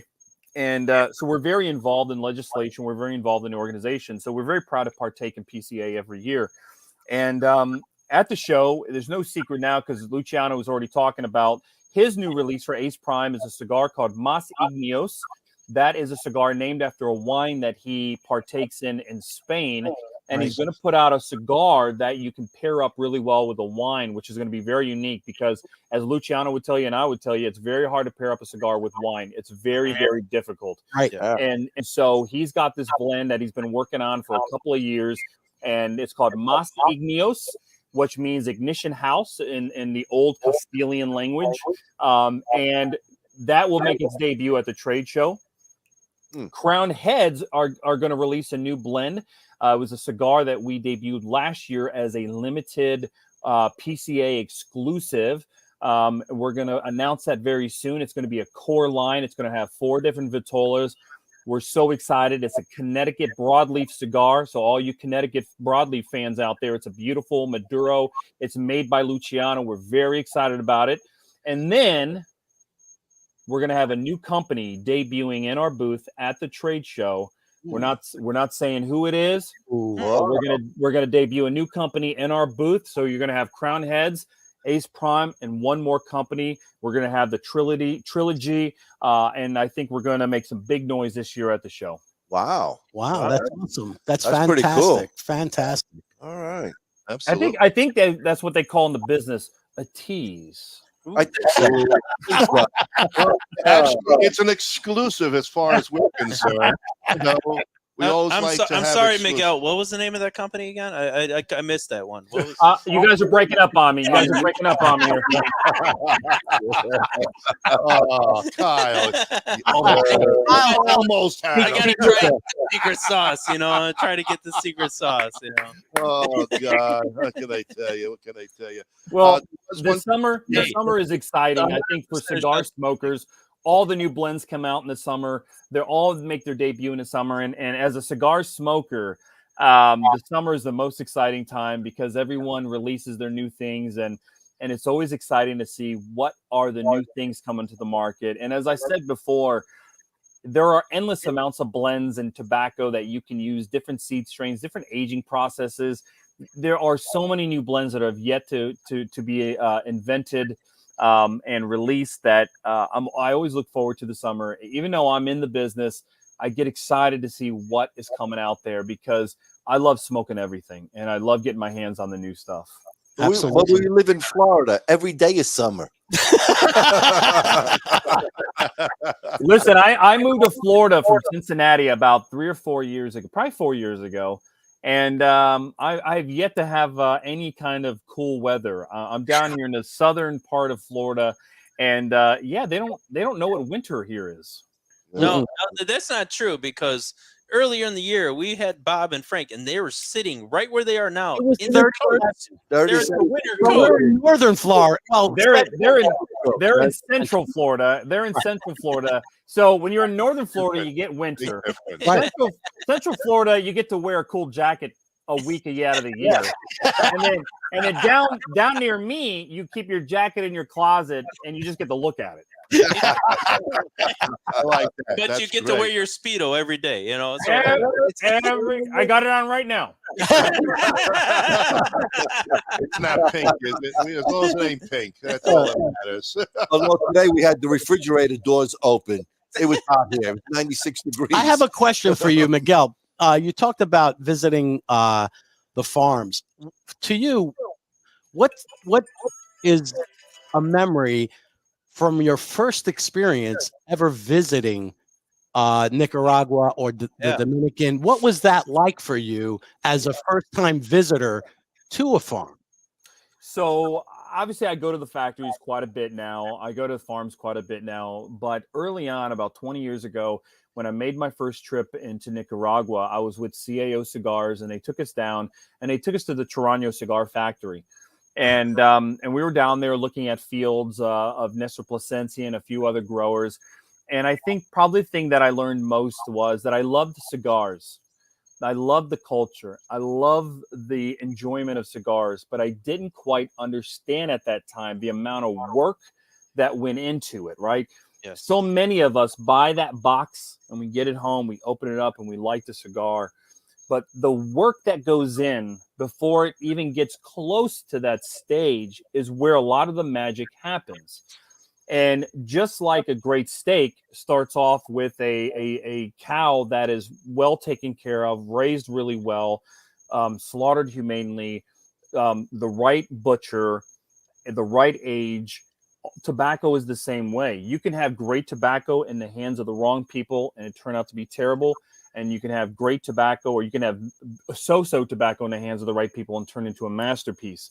To understand that the guys that go out like Luciano or John Huber that are signing the boxes, those are the guys that are the faces. But any of those guys would tell you that before they can make magic with blends, the people that grow it, who plant the seeds, who pick it, who hang it in the curing barn leaf by leaf, the ones that bring it down leaf by leaf, that put it in the pilons and work the tobacco and age the tobacco, that is so much where the magic is. And I describe to people that if you and I are given the same exact ingredients, we can make two completely unique blends, or we can make two completely different meals using the same recipes. And what I've noticed my first trip down there was how much work, hand, elbow grease that goes into tobacco. There aren't these big machines that pluck the leaves off. There's not machines that are planting these particular plants. This is all 100% handmade. And that was something that I did not grasp until about 20 years ago, understanding the amount of work that goes into each of one of these cigars. And so when I meet people and they'll say, well, I smoked that cigar, it was okay. I always tell them, even if you didn't like that cigar, think of all the people that worked on that cigar. So I tell everyone, I don't think there's a bad cigar. There's just cigars that you don't particularly like. Right. But my first trip to Nicaragua really opened my eyes to the amount of elbow grease and the amount of art that goes into this. I tell everyone, I always wear a watch.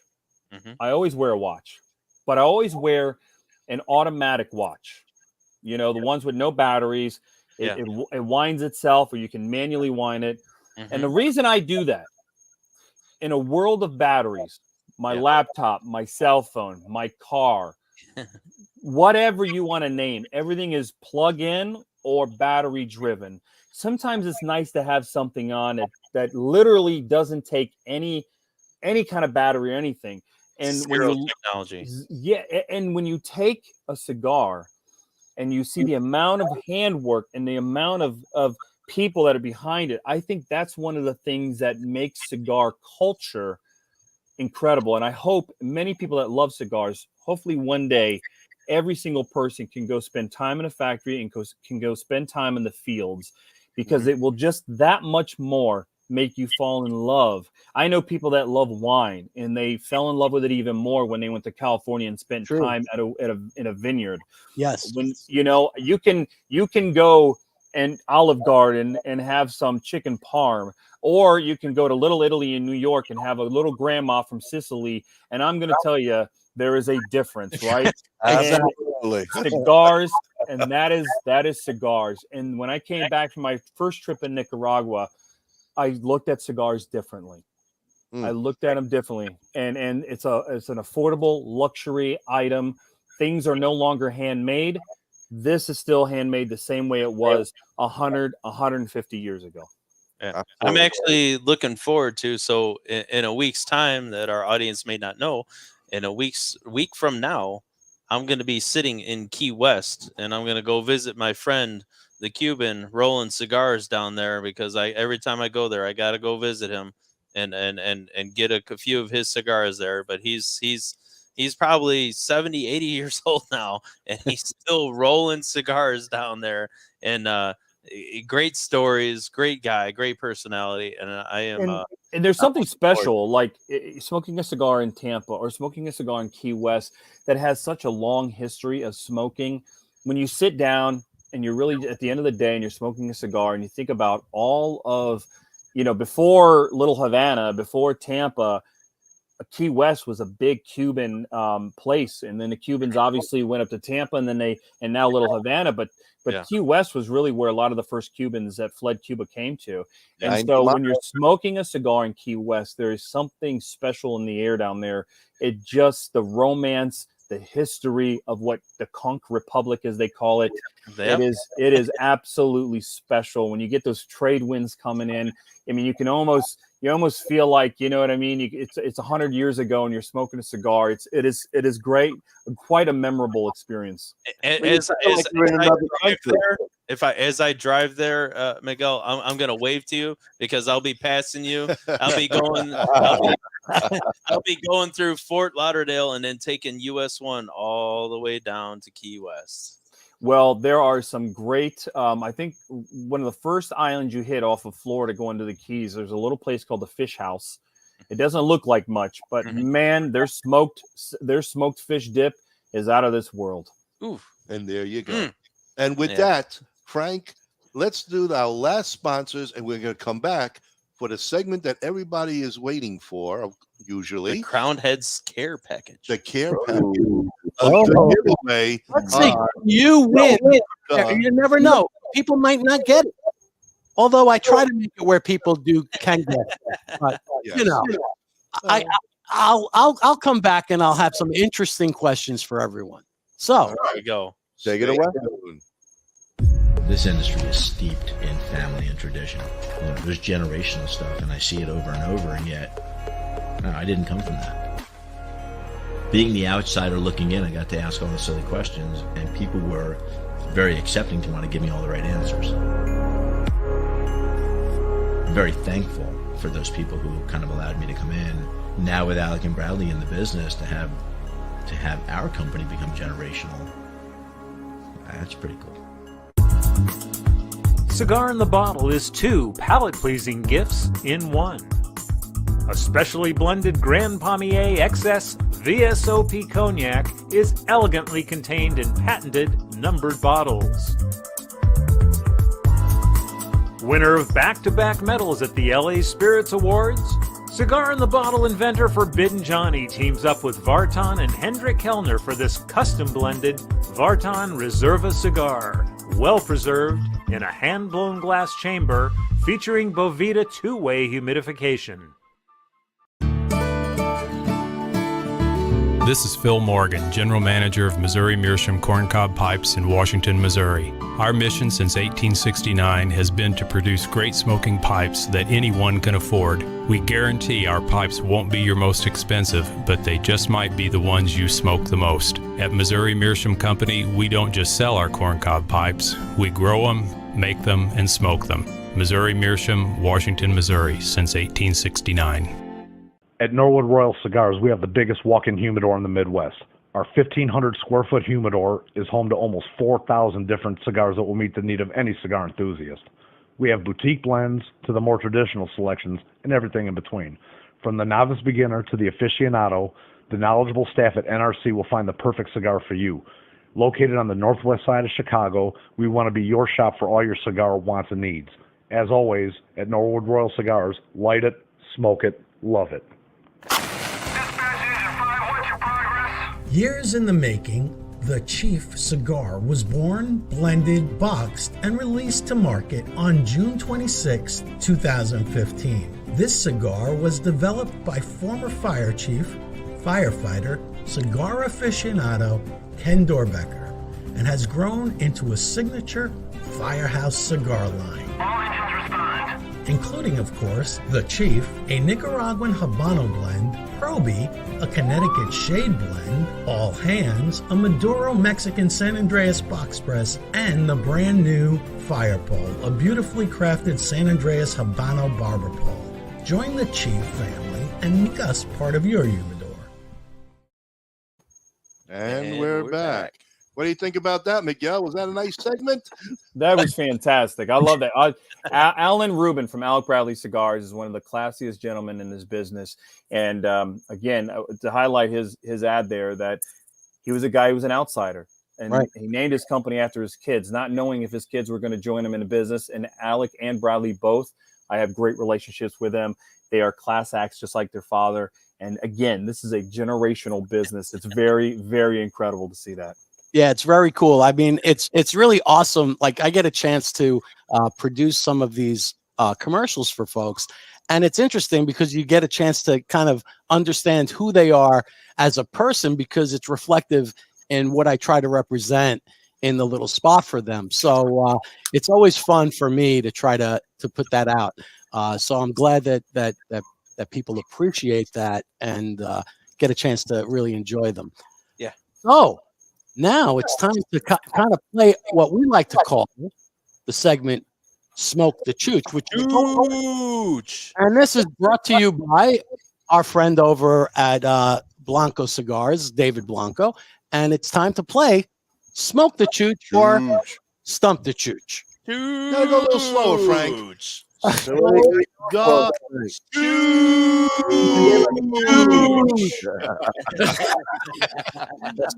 this is my chance to be a little bit of a historian per se.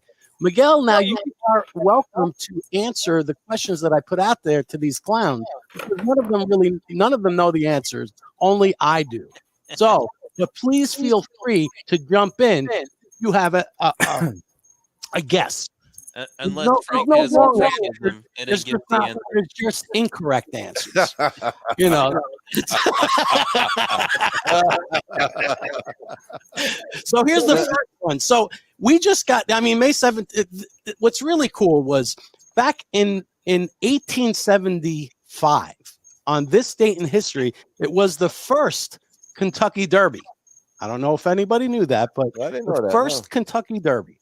Okay. Now, how many people do you think attended that? Say 1,000. Kyle, you are wrong. Yeah, I know. Have a guess? 200. 200. No, you're wrong too. 10,000. What do you Listen, think? Liz, can I guess? Yes, you can guess. I'm ready. Listen, we're talking 1876. 1875. 1875. Okay, now think about this. The first professional baseball team was 1869. Yep. There was no NFL. There was no sports on TV. That's right. This was probably the biggest sporting event. Miguel is a historian. I love the way he's thinking. You got to think that the only way to see it would be in person, probably. Live, yeah. Exactly. So I'm going to say 100,000 people. Ooh, that's a big number. Wow. That's a big number. That's more people than were in Kentucky.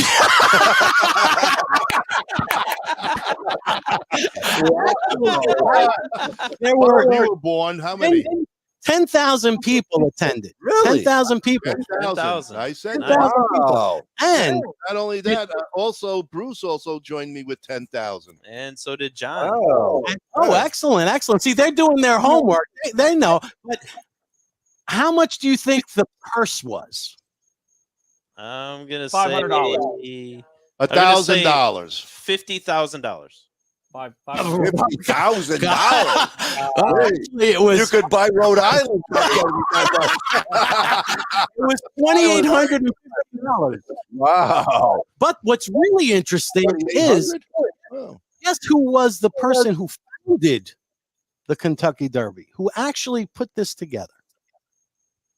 Rockefeller. This is a really interesting. I love this information because the actual founder, it actually goes back to 1872. It was Meriwether Lewis Clark, who was the grandson Lewis and Clark. Yes. Wow. Yes. Interesting. And he got, well, actually Churchill donated some land and he was able to build a racetrack. He went to France and was able to kind of say, hey, let's do this here. And the first, basically the first Kentucky Derby. Wow. Pretty awesome. That's Nice, awesome. Frank. Nice. Yeah, cool little information. I love that kind of stuff. The next one's going to be a little different. So on this day in history, this was in the night of May 16th, the day of May 17th, this was an attack, and it was called Operation Chastise. And it was an attack carried out by the Royal Air Force and the 617 Squadron. And they were actually targeting German dams. What kind of bombs did they use? What kind of bombs? Wow. Well, give us a year one more time. This was back in 1943. So this is right during World War II. and they had to develop. Someone had to invent a bomb, and they called it this squadron was called the Dam Busters. But there was a specific bomb that they had to develop. Huh. And it was really interesting. I'm like, wow, that's kind of crazy. Jaeger bombs. I like that one, Mike. Jaeger bombs, yes. No, you know what they were called? They were called bouncing bombs. And the squadron had to fly basically at 100 feet. And the bombs were actually in the shape of a barrel. And they were almost like depth charges, and the bombs would skip. That's why they called it the bouncing bomb. It would skip at the target and then submerge and basically go to a depth where it could do damage to a dam. Wow! So the Royal Air Force kind of had to invent this in order to dam bust. There was a White Castle, be belly bombs, but those were belly bombs, exactly. Nice. I mean, think about. I mean, that's 100 feet off the ground. You're saying 100 feet. The bombers would have to fly 100 feet, so they would get. A lot of them got shot down. 53 people were killed. There was, I don't know, 18 or so. I mean, you shoot them down with a rifle if you wanted. Yeah, they had to fly real low. Wow. So you had to have balls. I mean, to fly there. Oh, yeah. Had to be done. Absolutely. Wow. Yeah. Yep. And here's a good one. Maybe you guys will guess this. I made those a little difficult. I did it on purpose to stump you guys, But on this date in history, in 1956, this, what I would say, would be he was born in Wilmington, North Carolina, and he was known as one of the greatest boxers of all time. Born in Wilmington. Now, I lived in Wilmington. That's why I kind of looked at this and said, interesting. He was born on this date in history, and he was also known as one of the greatest boxers. Jack Dempsey? No. Cassius Clay? No, Clash of Clay from Louisville, Kentucky. Right. I'll give you a hint. His coach, one of the coaches in the Olympic coaches kind of said he's as sweet as sugar. Sugar Ray Robinson. No, Sugar Ray Leonard. Oh, Sugar Ray Leonard. Sugar Ray Leonard. Wow. Who got his nickname from Sugar Ray Robinson. Exactly. He got his nickname from Sugar Ray Robinson, of course. Yeah. But Sugar Ray, born in Wilmington. I didn't know that. Yeah. Did not know that. Wow. Interesting. During the 80s, Sugar Ray, Hearns, Hagler, Duran, that was some of the best boxing ever. Oh, absolutely. Ever. That whole 1976 Olympic boxing team. That was the greatest. The best Olympic group that we ever put out, ever. Absolutely. Almost really all of them won championships. Yep. And those guys in the 80s, they would. Okay. Go ahead. One last question, then we go to the audience. All right. Okay. This was on this date in history, May 17th, 2012. This 70s pop singer died of lung cancer, an illness she believed she contracted from inhaling toxic particles released after the September 11th terrorist attacks in New York.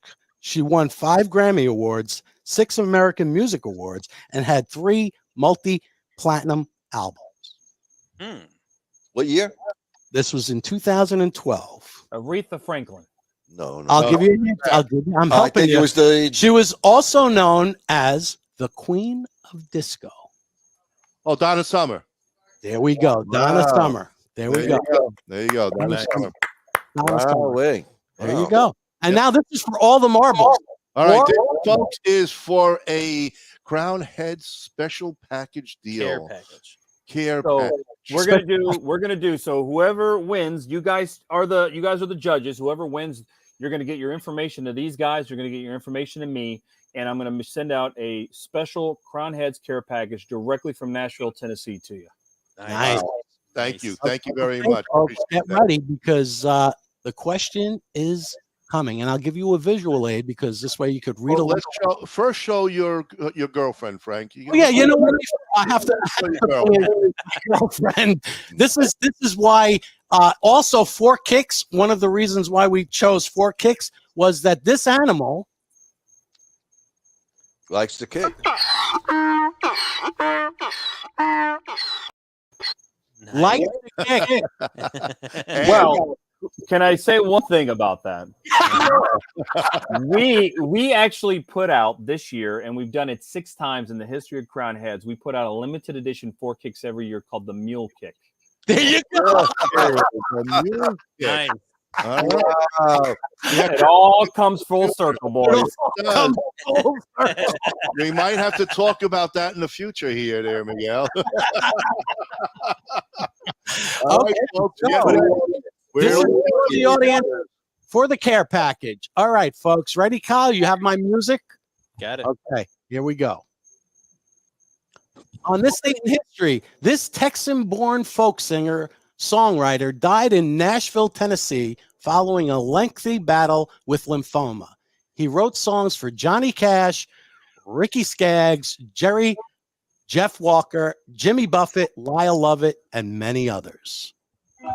Who is this kind of Americana? Piece of Americana. Hmm? Yeah, this is a good one. Come on, Joey G, get the answer. Bruce, Mark. Miguel, I try to tie it back. Look how nice I give that little tie back. We got let's see, Arlo Guthrie. Oh, wait a minute. Who guessed? Who guessed? Barry Bone first had Guthrie. Oh, this guy is now our new.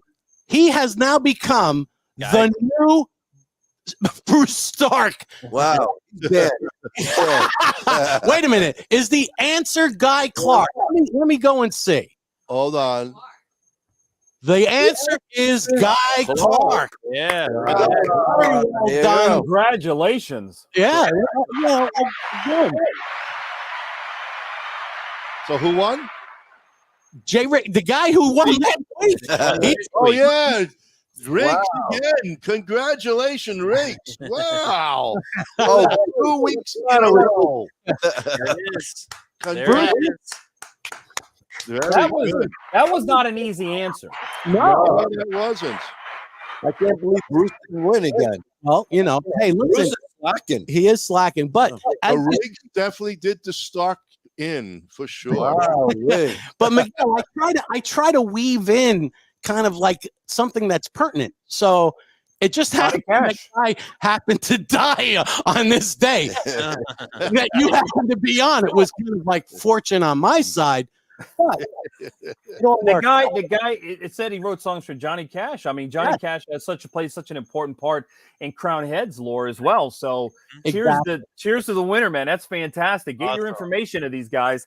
I'll take care of you. There you go. All right. Much, Miguel. I appreciate Beautiful. your time again. Hopefully you had a good time as usual. Thank you. Really, folks, I hope you enjoyed the history and the knowledge that Miguel brought to you tonight.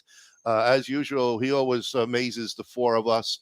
We really enjoy having him on the show, and we can't thank you enough. So, Riggs, will get that information over to Miguel so you can get the care package. Get that care package. Indeed, And Miguel, let us know when you're up this way. Yes, 100%. You guys, I got to tell you, this is literally one of the best shows in the industry.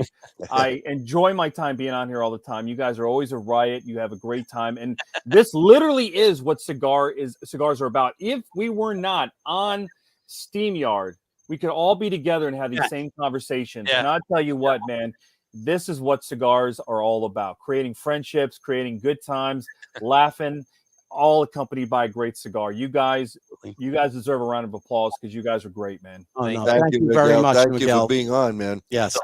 Please say hello to John. Give Luciano a hug from us because you get to see him more than we do these days ever since he moved out of the neighborhood. So it's good. Hey, just a little updates, folks. Thursday night, Great Lakes is going to be performing a Q&A, a special show, a Q&A answer with Karen Berger of Berger Line Cigars. Berger Line? Is that the new Berger Line?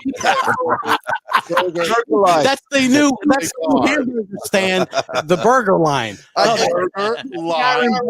Isn't Burger Line in Jersey? Oh, yeah. Yeah. Burger Line Avenue.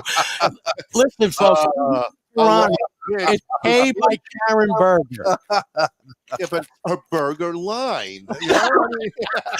He rambles. Miguel, you see what he does? He rambles. I always have run-on sentences. I love it. Thursday night, right here, another special edition. Please tune in, share, and let's have a good time. And again, from all of us to all of you, light them up, have fun, talk to everybody with a cigar, enjoy yourselves. Till Thursday night, folks, all of us, all of you. Miguel, thank you.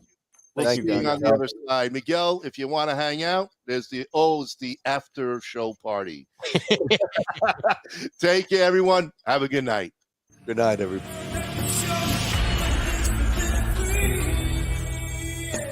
Many of the cigar brands that we make, they're antique, historic cigar brands. They've been made on and off for about 100 years. When you're smoking Toscano, you're smoking 206 years of history. The Italians are here. We're here. We're in the house. For some reason, we find a lot of Italians on this show. Listen, I'm a Jersey guy. Hey, we won't hold that against you. We invented this we want to give people the opportunity to smoke the cigar at the optimal level. The Chooch cigar. Can you believe it? The Blanco 9 Chooch. ¿Cómo va? ¿Está bien? ¿Qué dice? ¿Cómo está? Finally, I can answer the question. Anything new? Yeah. And we have some cool new stuff from Oliva. This is a passion for me. It's not a job. Your love and passion for this is, I love it. unbelievable. That's why we can make pipes out of this variety of corn. 11 years ago, I went back. I bought the rights to everything La Polina.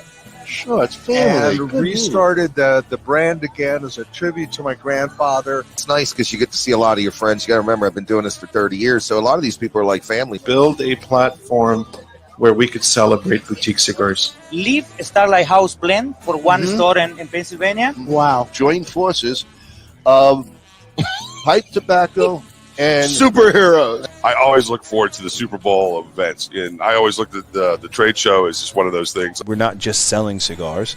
We try to live our lives, and we use this as a means to share our stories and to really create community. Hold on, man. Wow, that was wow. Now you got me. Tell my brothers to line them up. We'll drink that whiskey from those old dirty cups. We'll toast to the present, the future, and the past. This ain't my first drink, but I sure it ain't my last. 'Cause this world is so beautiful. I see its love come shining through. This world is so beautiful. I see its love come shining.